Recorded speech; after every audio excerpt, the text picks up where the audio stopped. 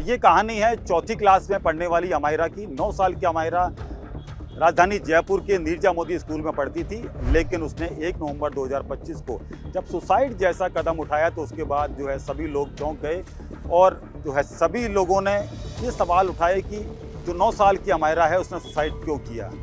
ये सवाल जो है लगातार उनके माता पिता भी जानना चाह रहे थे और उसके बाद में उनकी लड़ाई जो है लगातार जारी रही और 8 महीने के बाद में जो अमायरा के माता पिता हैं उन्होंने एक 8 मिनट का सीसीटीवी फुटेज जारी किया है। बहुत ही मार्मिक ये जो सीसीटीवी फुटेज है इसमें साफ तौर पर घटना वाले दिन यानी कि 1 नवंबर 2025 को जो अमायरा का क्लासरूम है ये दिखाई दे रहा है और किस तरीके से अमायरा जो है बुलिंग की शिकार हो रही है।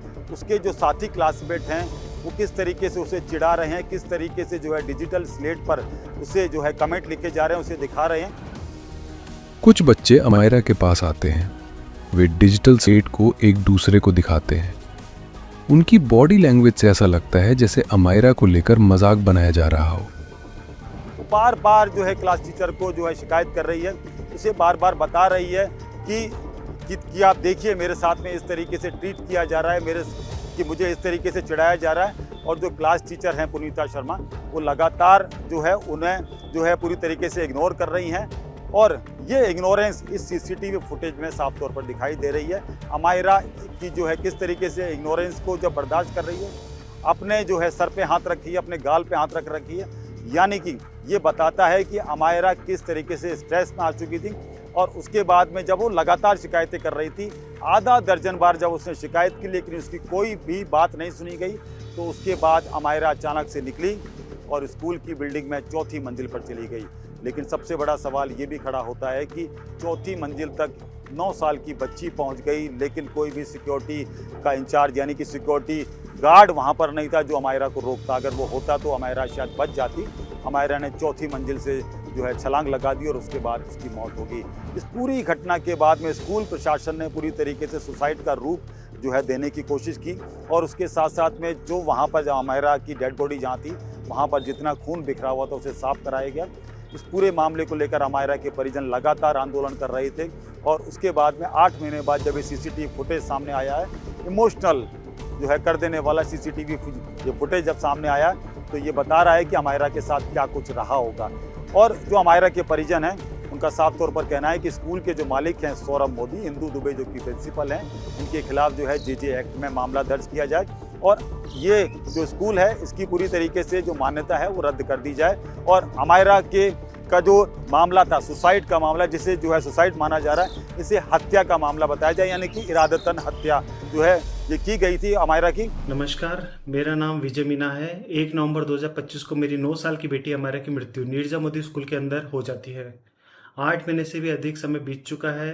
अब जाके पुलिस ने चार्जशीट दाखिल करी है जिसमें स्कूल के जो ओनर है सौरभ मोदी और जो प्रिंसिपल है इंदु दुबे, उनके खिलाफ धारा 106 और 238 लगाई गई हैं। जो क्लास टीचर है पुनीता शर्मा, उनके खिलाफ धारा 106, 238 और जेजे सेक्शन 75 लगाया गया है। लेकिन हमारा यह मानना है कि ये चार्जशीट अभी भी अधूरी है क्योंकि सीसीटीवी फुटेज और पूरे घटनाक्रम से साफ होता है कि अमायरा क्लासरूम में विजिबल डिस्ट्रेस थी। वह बार बार क्लास टीचर पुनीता शर्मा के पास जा रही थी, अपनी बात समझाने की कोशिश कर रही थी, लेकिन उसके बाद भी उसे कोई प्रोटेक्शन या काउंसलिंग नहीं दिया गया। इसलिए हमारी मांग यह है कि पुनीता शर्मा के खिलाफ अबेटमेंट टू सुसाइड की धारा जोड़ी जाए। साथ ही जेजेस एक्ट जो सेक्शन 75 है केवल क्लास टीचर तक ही सीमित नहीं रहना चाहिए। प्रिंसिपल इंदु दुबे और स्कूल के जो ओनर है सौरभ मोदी, उन पे भी लगना चाहिए क्योंकि स्कूल प्रीमाइसेस में चाइल्ड सेफ्टी, सुपरविजन, प्रोटेक्शन और वेलबींग की जिम्मेदारी स्कूल मैनेजमेंट और प्रिंसिपल की भी होती है। 8 महीने में हमारे 3 आईओ बदले जा चुके हैं, इसलिए हम ये नहीं चाहते कि एक और आईओ इसमें बदला जाए।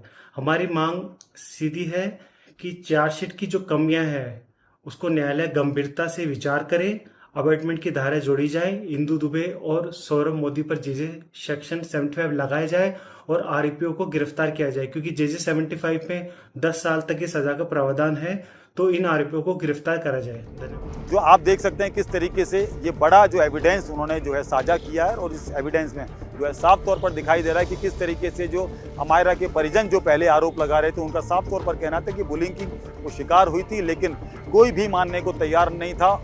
अब जब ये सीसीटीवी फुटेज सामने आया है तो इसमें साफ तौर पर दिखाई दे रहा है कि अमायरा के साथ में बुलिंग हुई थी।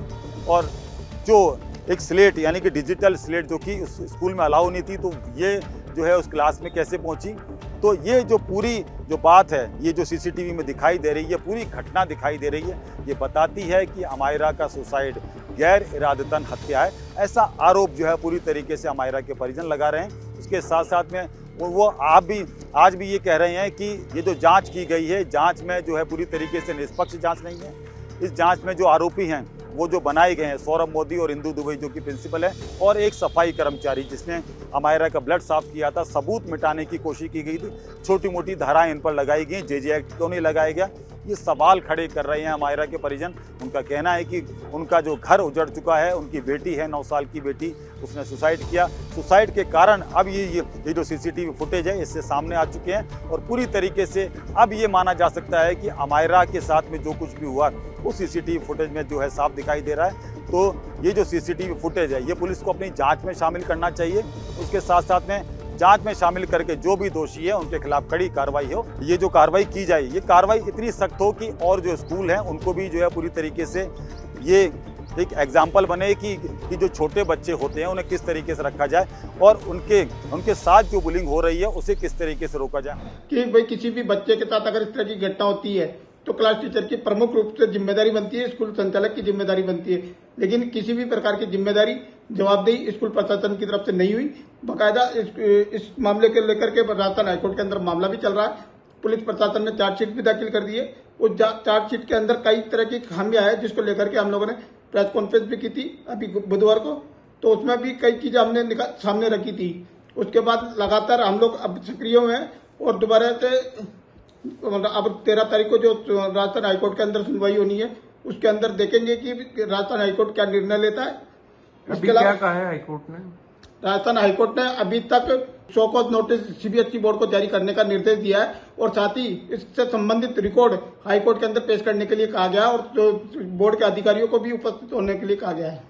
अच्छा, जो अमायरा है वो अंदर किस तरह की, क्या परेशान थी वो? कुछ किसी से बातचीत हुई दोस्तों से? क्यों इधर उधर वो भाग रही थी, परेशान हो रही थी? सर, आप देखेंगे कि वीडियो के अंदर अमायरा के साथ किस प्रकार से बुलिंग हो रही थी। बाकायदा उसके आगे की सीट पर बैठे हुए 4 स्टूडेंट थे जो उसके साथ लगातार बुलिंग कर रहे थे। तो कुछ ऐसी चीजें थी जो क्लासरूम में नहीं ले जा सकती थी।